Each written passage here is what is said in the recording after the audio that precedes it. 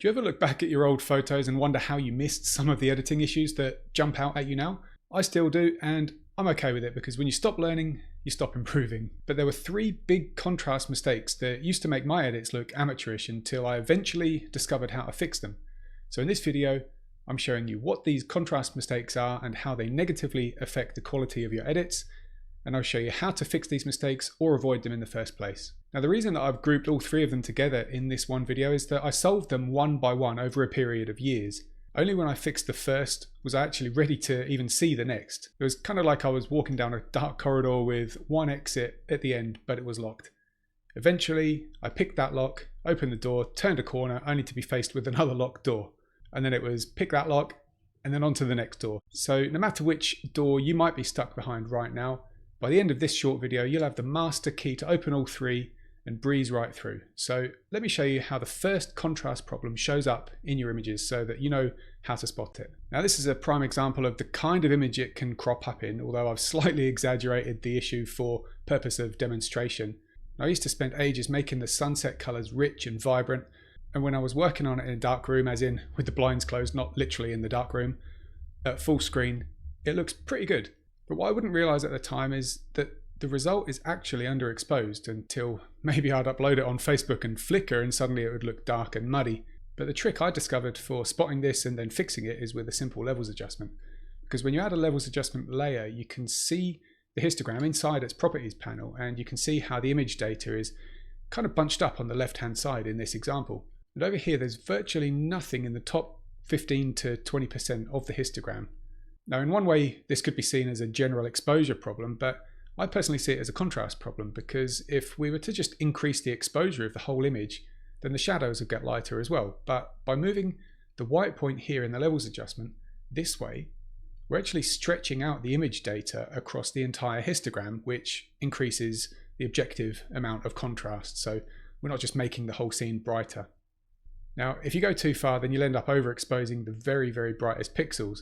So when you're adjusting the white point, hold Alt or Option on the keyboard, and it'll bring up this black screen that replaces the image just temporarily. And what this will do is immediately show colored pixels when they become clipped, when those pixels actually become clipped. And that's what lets you know where to stop with the adjustment. However, with that said, this can also be a bit dangerous, because it's why I used to make a sub mistake of this mistake, which was moving the white point too far. Because even if you don't clip any pixels, these brightest pixels can still look overexposed, even when they're technically not. So when making this adjustment, my advice is to give those brightest pixels a little bit of breathing room at the top of the histogram, and that will let them retain detail while the adjustment stretches the histogram, increasing the image contrast and making the image pop without losing detail. Now, once I'd picked the lock to that first problem, the second door halted me dead in my tracks in the form of contrast mistake number 2. And that all stemmed from me thinking, well, if contrast equals good, then more contrast equals even better. But with that approach, it was all too easy for my edits to become overcooked, especially in the shadows where it would go completely black in some really small places.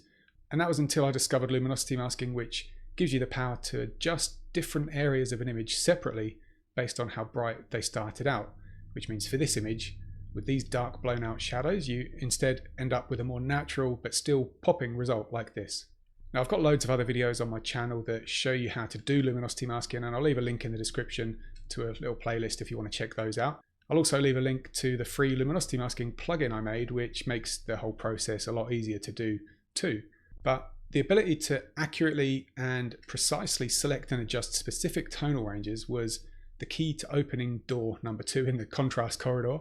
And the third and final door that I could only see once making it through those first 2 was this. So imagine suddenly having the power to brighten dark shadows to make them pop, and being able to make highlights pop without overexposing them, and then becoming amazed at how effective these edits are. What trap do you think I fell into next? Hint, it produces results which look like bad HDR from 15 years ago. Now, the answer is what I call overblending, which is what happens when you do too much of a good thing, i.e. you make shadows too light and you make highlights too dark. The majority of the histogram gets bunched up all into the midtones, even if the black and white points seem okay based on the technique I showed you with the levels adjustment a minute ago. And the result is that it starts to make an image look, well, weird. But solving that, however, I then came to discover that overblending can happen in two different ways, this one being the first. The second way overblending sneaks into your edits and kind of goes under the radar even more than the accidental HDR look. And honestly, it's probably one of the biggest editing mistakes I see being made the most, contrast related or otherwise. And it's what happens when in extreme situations, things that should be darker look like they're being lit by a massive off-camera flash or something because they've been edited brighter than stuff that should be relatively brighter. The problem with this third contrast mistake is there's not really a step-by-step technique that exists where I can say, do this, then do that, and then do this, problem solved. The way to really solve it or avoid it happening in the first place is simply to just be aware of the relationship between all of the elements in a photo in terms of light and contrast. The most common example and the easiest one to explain this with is making a dark foreground way too bright relative to the bright sky that's been edited too dark. So try to always be asking yourself, what should be the light stuff? What should be the dark stuff in every image to make sure you don't lose the natural level of contrast between everything within the frame. Now, with that said, contrast isn't the only way to make your landscapes pop, so watch this next video to discover a little known saturation hack that gives them depth and dimension that makes you feel like you can step right into the picture.